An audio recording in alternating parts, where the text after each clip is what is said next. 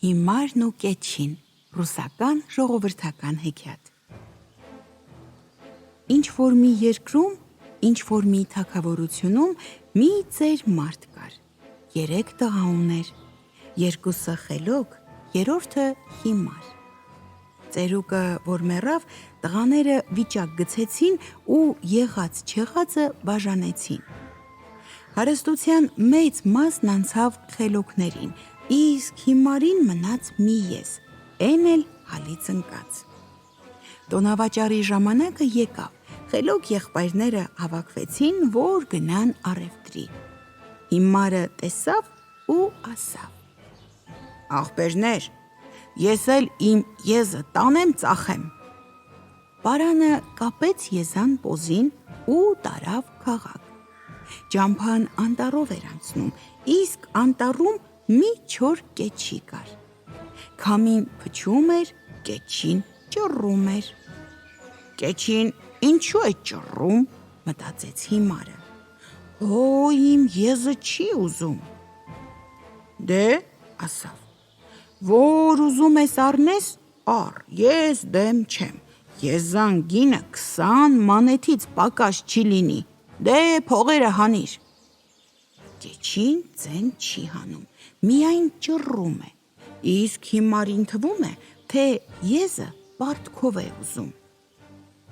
«Բարի, մինչև վաղը կսպասեմ»։ Եզը կապեց կեչուց, հրաժեշտ տվեց ու ճամփա ընկավ տուն։ Խելոք եղբայրները եկան ու սկսեցին հարցուփորձ անել։ «Հա, հիմար, եզը ծախեցի՞ր»։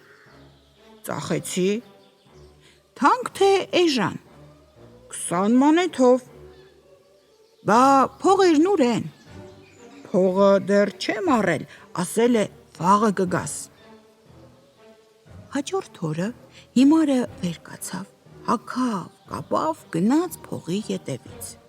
Եկավ անտառ, տեսավ կեչին կանգնած քամուց ճոճվում է, իսկ եզը չկա։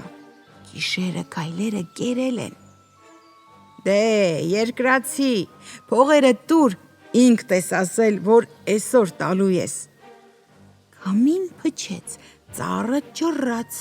հիմարն ասավ. «Բայց ինչ ստախոսն ես դու, երեկ ասիր էսօր կտամ, հիմա էլ նույն բանն ես փչում։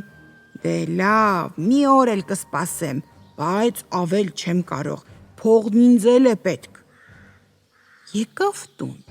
եղբայրներն էլի կպան, թե «Հը, փողը ստացա՞ր»։ «Չէ, տղերք, մի օր էլ պիտի սպասեմ»։ «Ախր էդ ում վրա ես ծախել»։ «Մի չոր կեչու»։ «Այ քեզ հիմար»։ Երրորդ օրը հիմարը կացին առավ ու ճամփա ընկավ անտառ։ Եկավ կեչու մոտ, փողը պահանջեց, կեչին էլ ճռ հա ճռ, ճոճվում էր։ «Չէ, երկրացի, որ էդպես սուտ խոստումներով կերակրես, քեզանից բան չեմ ստանա, ես կատակել չեմ սիրում, քո հախից հենց հիմա կգամ»։ Որ չտվեց կացնով, տաշեղները դես-ու-դեն թռան։ Էդ կեչու մեջ մի փչակ կար, փչակում ավազակները ոսկով լի մի կաթսա էին պահել։ Ծառը կես եղավ, հիմարը պլպլան ոսկին տեսավ, փեշը լիքը լցրեց, տարավ տուն, եղբայրներին ցույց տվեց։ «Էй, հիմար, էդ որտեղից ես ճարել»։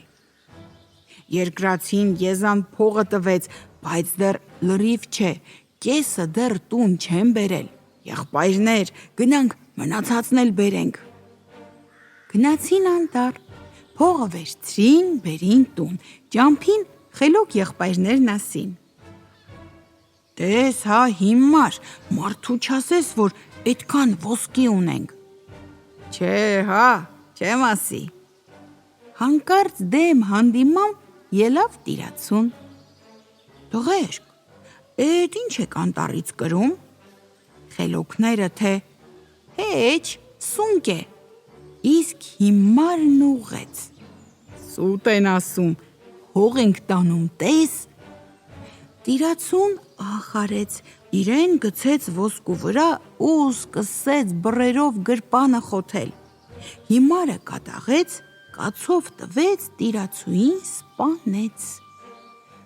Այ հիմար, վրա տվին խելոքները, էս ինչ արիր, համ ինքդ կկորչես, համ մեզ կկործանես, հիմա էս դիակն ինչ անենք։ Մտածեցին, մարմինը տարան, գցեցին դատարկ մառանը։ Ուշ գիշերով մեծ աղբերը միջնեկին ասավ. Չէ, գործը վատ է, հենց կսեն տիրացուին ման գալ, հիմարն ամեն ինչ կպատմի, արի մի այծ մորթենք, մառանում պահենք, իսկ դիակը ուրիշ տեղ թաղենք։ Սպասեցին, գիշերն ընկավ, մի այծ սպանեցին, գցեցին մառանը, իսկ տիրացուին տարան ուրիշ տեղ թաղեցին։ Մի քանի օր անց սկսեցին տիրացուին ման գալ, բոլորին հարցուփորձ արին, վերջը հիմարը ձեն հանեց։